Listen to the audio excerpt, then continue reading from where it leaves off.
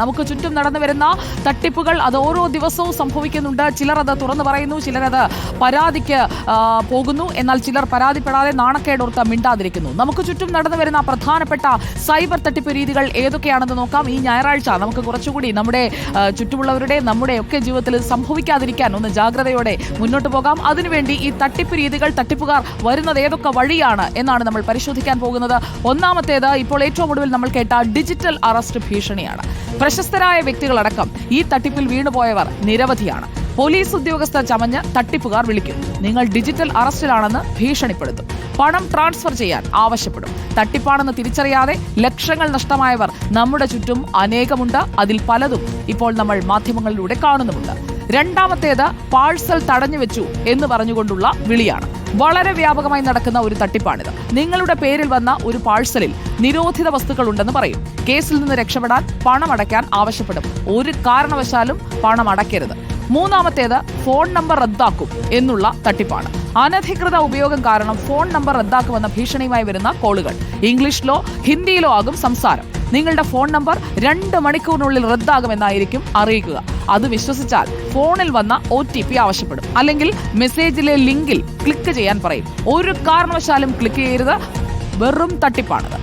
നാലാമത്തേത് ട്രേഡിംഗിലൂടെ പണം സമ്പാദിക്കാം എന്ന് പറഞ്ഞുകൊണ്ടുള്ള വിളിയാണ്. പരസ്യങ്ങളിലൂടെ ഓഹരി നിക്ഷേപങ്ങളിൽ ലാഭം വാഗ്ദാനം ചെയ്തുള്ള തട്ടിപ്പാണിത്. വ്യാജ ട്രേഡിംഗ് ആപ്പുകൾ ഉപയോഗിച്ച് നിങ്ങളിടുന്ന പണം മുഴുവൻ ഈ തട്ടിപ്പുകാർ തട്ടിയെടുക്കും. അതുകൊണ്ട് ട്രേഡിംഗിൽ താല്പര്യമുണ്ടെങ്കിൽ അതിൽ കൃത്യമായ സംവിധാനങ്ങളിലൂടെ മാത്രം പോവുക. ഇങ്ങനെയുള്ള വിളിയിൽ പെട്ടുപോകരുത്. അഞ്ചാമത്തേത് ചെറിയ ജോലിക്ക് വൻ പ്രതിഫലം. അതായത് ജോലി ചെറുത് കൂലി വലുത്, അതിലും വീണുപോകരുത്. ലളിതമായ ജോലികൾക്ക് ഉയർന്ന ശമ്പളം വാഗ്ദാനം ചെയ്യുന്ന പരസ്യം ഒരിക്കലെങ്കിലും നിങ്ങൾ കണ്ടിട്ടുണ്ടാകില്ലേ? ജോലിക്കായിട്ട് ചെല്ലുന്നവരോട് ആദ്യം പറയുക നിങ്ങൾ ഒരു തുക നിക്ഷേപിക്കണമെന്നാണ്. തട്ടിപ്പിന്റെ വേറൊരു രീതിയാണത്. അതിലും പെട്ടുപോകരുത്. ആറാമത്തേത് അബദ്ധത്തിൽ പണം കൈമാറ്റം ചെയ്തു പോകുന്നതാണ്. അബദ്ധത്തിൽ നിങ്ങളുടെ ബാങ്ക് അക്കൗണ്ടിലേക്ക് പണം അയച്ചു എന്ന് അവകാശപ്പെട്ട് പരിചയമില്ലാത്തവർ വിളിച്ചാൽ ഉറപ്പിച്ചോളൂ, അത് തട്ടിപ്പ് സംഘം തന്നെയാണ്. അത്തരം ഫോൺ കോൾ വന്നാൽ ആദ്യം നിങ്ങൾ ചെയ്യേണ്ടത് നിങ്ങളുടെ ബാങ്കുമായി ബന്ധപ്പെടുക. ബാങ്കിംഗ് സേവനങ്ങൾക്കായി ബാങ്ക് ആയിരിക്കും ബന്ധപ്പെടുക. ഇതുപോലെയുള്ള തെറ്റിയുള്ള പണമയക്കൽ വന്നു കഴിഞ്ഞാൽ ബാങ്ക് വഴി മാത്രമാണ് അത് തിരിച്ചയക്കാനുള്ള ആവശ്യപ്പെടൽ വരിക. വ്യക്തികൾ വിളിച്ചാൽ തിരിച്ചയക്കേണ്ട ഒരാവശ്യവുമില്ല. 7, KYC കാലഹരണപ്പെട്ടു. നിങ്ങളുടെ നോ യുവർ കസ്റ്റമർ എന്ന ഫോമില്ലേ, അത് പുതുക്കണമെന്നാവശ്യപ്പെട്ട് തട്ടിപ്പ് സംഘം ഒരു ലിങ്ക് അയച്ചു തരും.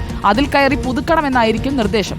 നിങ്ങളുടെ അക്കൗണ്ടിലെ പണം അടിച്ചു മാറ്റാനുള്ള മറ്റൊരു കെണിയാണ് ഈ KYC തട്ടിപ്പ്. KYC ബാങ്കുകൾ നേരിട്ടാണ് പുതുക്കുക. അത് ഓർത്തുവെച്ചോളൂ. ബാങ്കിൽ നിന്ന് നേരിട്ട് വിളിച്ചോളും നിങ്ങളുടെ KYC പുതുക്കണമെങ്കിൽ. അല്ലെങ്കിൽ സർക്കാർ സംവിധാനങ്ങളിലൂടെ ആ അറിയിപ്പുകൾ വരും. അപ്പോൾ ഇങ്ങനെയുള്ള തട്ടിപ്പുകളിൽ പെടാതിരിക്കുക.